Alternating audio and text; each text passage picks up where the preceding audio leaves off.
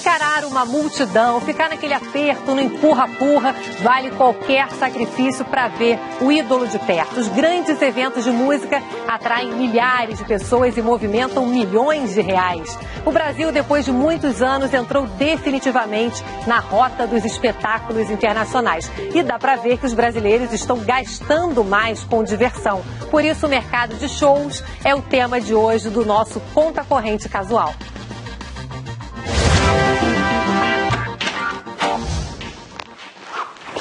Olha, pelo jeito que a coisa anda, o mercado de shows aqui no Brasil tem tudo para crescer ainda mais. É que o público está empolgado com tanta oferta e o principal está com dinheiro para gastar. É só lembrar que os ingressos para esses grandes festivais acabam rápido, não é mesmo? Então, acompanhe aqui comigo no telão qual é o tamanho desse mercado. Olha só, a previsão para shows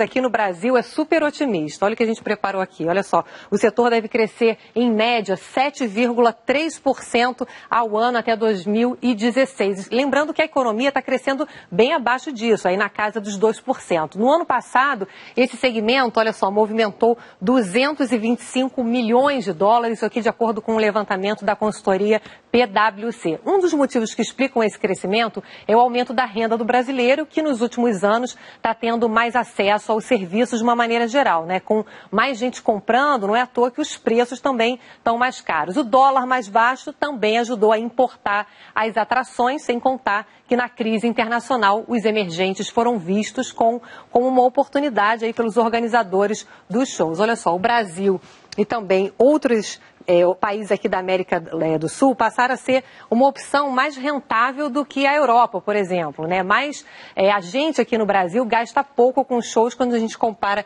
aqui com outros países, por exemplo. A gente gasta hoje cerca de 3% da renda, em média, todo ano. A gente está bem atrás dos argentinos, por exemplo, que gastam aí numa média aí de ingressos a mesma coisa que os americanos, quase 9% da renda ao ano. E olha que a economia argentina, a gente sabe que não está lá grandes coisas, né? Não está muito bem.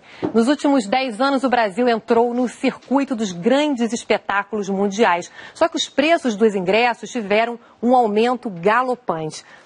No ano 2000, shows de música com artistas internacionais custavam em torno de R$100, isso aí um valor já atualizado. Na área VIP, os ingressos saíam a R$250. Hoje, um ticket para a mesma área nobre pode chegar a quase R$800, uma alta aí de 200%. Agora, por que é tão caro, né, o ingresso no Brasil? Um levantamento feito com exclusividade pela Fundação Getúlio Vargas, a pedido do Conta Corrente, mostra que os shows musicais tiveram uma variação de preço superior à inflação anual entre agosto de 2002 e agosto desse ano. Então, olha só os números que a Fundação Getúlio Vargas levantou. No começo da linha, a gente vai ver que, olha só, de agosto de 2002 até setembro de 2003, a inflação geral, que é essa linha vermelha, era bem maior do que os preços dos ingressos que estão aparecendo aí na linha azul. Essa variação foi calculada com base na média dos preços dos shows, dos mais baratos até os espetáculos mais caros. A partir de 2004, acontece aí uma inversão, como vocês podem ver aí no gráfico preparado pela Fundação Getúlio Vargas. A variação dos preços dos ingressos chega a ultrapassar a inflação. Agora, entre 2009 e 2010, houve uma pequena reviravolta, a inflação ultrapassou a variação dos preços dos ingressos, isso aí porque diminuiu o número de shows em meio aí à crise internacional. Mas depois disso, de novo,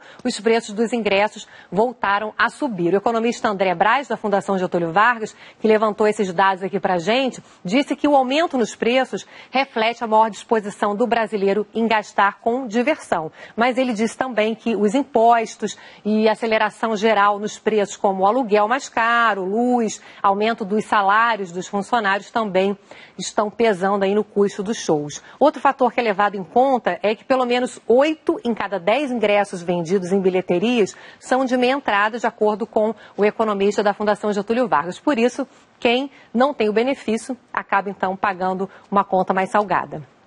E para falar sobre o mercado de shows, a gente recebe aqui no Conta Casual o produtor cultural Ale Youssef. Obrigada, Ale, por ter vindo ao Conta Corrente. É um prazer. Prazer é meu. Te receber. Ale, vamos começar então falando do Rock in Rio, claro, né? Porque está aí movimentando a economia brasileira e os ingressos se esgotam rapidamente, né? Inclusive aquelas sobras e tal, o pessoal fica ali no computador, 3, 2, 1, pá, todo mundo entra correndo, em poucos minutos acaba. Qual é o segredo do Rock in Rio, na tua opinião? Porque a gente vê outros, tipo da Lady Gaga, né? A gente chegou a comentar isso no ano passado, que encalharam, da Madonna, tiveram que reduzir preço. Qual é o segredo do Rock in Rio? O Rock in Rio é um case, é um caso à parte, é uma tradição do Brasil já, né? Uma tradição da cidade do Rio de Janeiro e uma tradição do Brasil.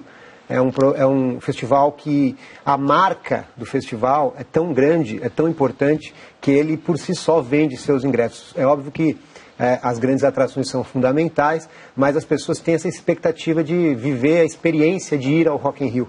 Isso é uma característica muito comum em grandes festivais do mundo, né? Você tem o Lollapalooza, você tem o Coachella, você tem grandes festivais em que a marca do festival acaba ficando maior do que, eventualmente, até as atrações, né? Então, as pessoas se juntam as duas coisas, a vontade de ver o determinado show com a vontade de estar naquele festival específico. Agora, o Ale, eu estava falando ali do dólar, que ajudou muito a trazer os artistas de fora, porque ficou mais barato, só que agora a gente está vendo uma mudança de cenário, o dólar está com uma tendência de valorização, né, por conta da recuperação dos Estados Unidos. Isso aí você já está sentindo que vai ou pode afetar de alguma maneira para trazer esses artistas internacionais para cá? Eu acho que sim, eu acho que isso deve ter um impacto não só na rotina da vinda desses artistas, como também no preço final que o consumidor, que o cara que quer ver esses shows vai pagar. Mas, de uma certa maneira, existe uma base que não está tanto nos spots assim, do mainstream, que a gente pode dizer, uma base de shows internacionais de artistas de médio e de pequeno porte, que cresceu também demais. Não é só o grande artista, mas o artista internacional não tão conhecido da grande mídia, cresceu demais o número de shows desse tipo de artista. E esses shows geralmente acontecem no universo da noite, das pequenas casas, das médias casas. Esses shows geralmente são muito mais baratos que esses shows, obviamente muito mais baratos que esses grandes shows, e eles têm uma capilaridade de atrair pessoas que frequentam não só os shows convencionais, mas estão acostumados com a noite. Então as pessoas saem para a balada e também veem um bom show de uma atração internacional mais underground, mais específica. E aí são diversos micro-universos de micros fã-clubes de cada uma dessas bandas que compõem uma base muito interessante para a gente calcular isso. Eu tenho a impressão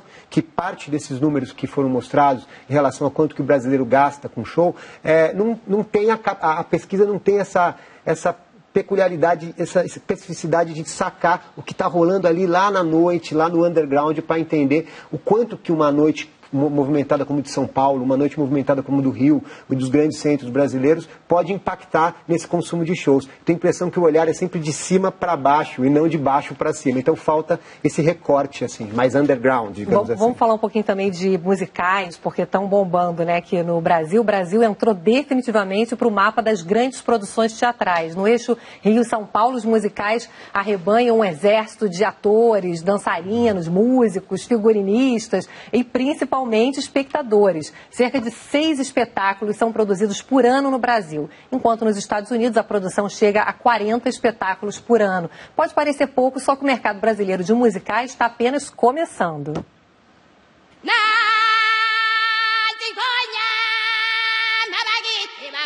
O grito marca o início do espetáculo que já virou história na Broadway. 15 anos em cartaz em Nova York, visto por mais de 65 milhões de pessoas no mundo e ganhador de 70 prêmios, o Rei Leão chegou ao Brasil com uma produção milionária. Antes dos 53 atores entrarem em cena, a maratona é pesada. Olha, a preparação dura em torno de 2 horas, né? Renata é uma das protagonistas do espetáculo. Este é o 6º musical que ela trabalha, reflexo de um mercado que cresceu muito nos últimos anos. E diga-nos, o que todo Adams almeja? Trevas, dor e indizível sofrimento. Adoro como você fala, sacanagem. Família Adams. Billy Elliot. E Fantasma da Ópera. Na parede, todos os musicais que já foram montados em São Paulo. A produtora responsável por trazê-los faturou no ano passado cerca de 111 milhões de dólares, o equivalente a 242 milhões de reais. Para que essas cortinas fossem abertas para a apresentação pela primeira vez do espetáculo Rei Leão aqui no Brasil, foram gastos cerca de 50 milhões de reais. Investimento 5 vezes maior do que qualquer espetáculo feito aqui anteriormente. Resultado se reflete na bilheteria, já que nos últimos 6 meses, nenhuma dessas cadeiras tem ficado vazias.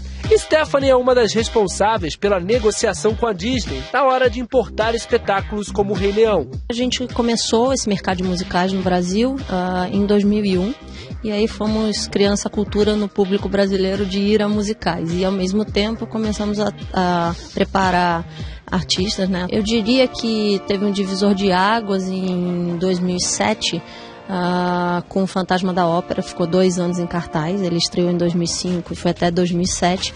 A partir daí, o número de produções no mercado aumentou bastante. Mais uma prova de que o mercado só tem a crescer. São novas produções que devem chegar nos próximos 5 anos.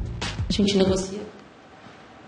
Vamos voltar aqui com o Ale Youssef, produtor cultural. Ale, estava me falando que aquele gráfico que a gente mostrou, que fala que o brasileiro gasta menos do que o argentino, por exemplo, em eventos como esse culturais. Você acha que não é verdade? Não, eu acho que, claro que faz todo sentido, se você pensar nos grandes eventos, nesses mega eventos como esses que foram mostrados. Mas quando você coloca Estados Unidos, Inglaterra e Argentina, você percebe uma coisa em comum entre esses 3 países, que é um apoio, um suporte maior para as produções menores, para as produções que não atingem esse grande status de grande espetáculo ou de artistas, digamos assim, festivais internacionais. Essas cidades, as capitais desses países, elas têm uma vida cultural muito efervescente, muito forte. A noite é um objeto central na base da economia criativa dessas cidades, na base da economia dos shows dessas cidades. Então você, com esse apoio, com esse suporte, com a facilidade de acesso, de locomoção, com a infraestrutura urbana voltada para o crescimento particularmente desse mercado, obviamente cresce o número de pessoas que gastam com isso, cresce esse mercado. E falta isso no Brasil, falta o olhar do poder público, da sociedade em geral, para esse tipo de negócio, que é um pequeno e médio negócio da noite que movimenta e é tão importante nessas outras cidades. Pois é, você uma vez, a gente estava conversando, né, com você e o Léo Feijó também, que é um empresário que tem várias casas noturnas, vocês me disseram que existe uma organização, uma microeconomia, né, porque vocês me falaram que é autossustentável, sem apoio e tal, isso aí, essa organização de vocês é que faz movimentar essa economia noturna. Eu acho que sim, porque na verdade o que acontece? Você não tem apoios expressivos, como eu disse, do governo, você não tem, muitas vezes, mesmo as empresas privadas que têm projetos de incentivo cultural e de fomento cultural também, não investem muito na noite nesse mercado. E o que acontece é que o mercado depende de um tripé: o público, a casa e o artista. Tem que haver um acordo entre esses três elos para que possa gerar o show nosso de cada dia, toda noite, sem parar, e é isso que vai abrir espaço para novos artistas, é isso que vai abrir, vai apresentar shows para quem está interessado em coisa nova, e é isso que vai garantir milhares e milhares de empregos para as pessoas que trabalham nessas casas. Se você contar, talvez esses sejam a maioria dos empregos nessa área.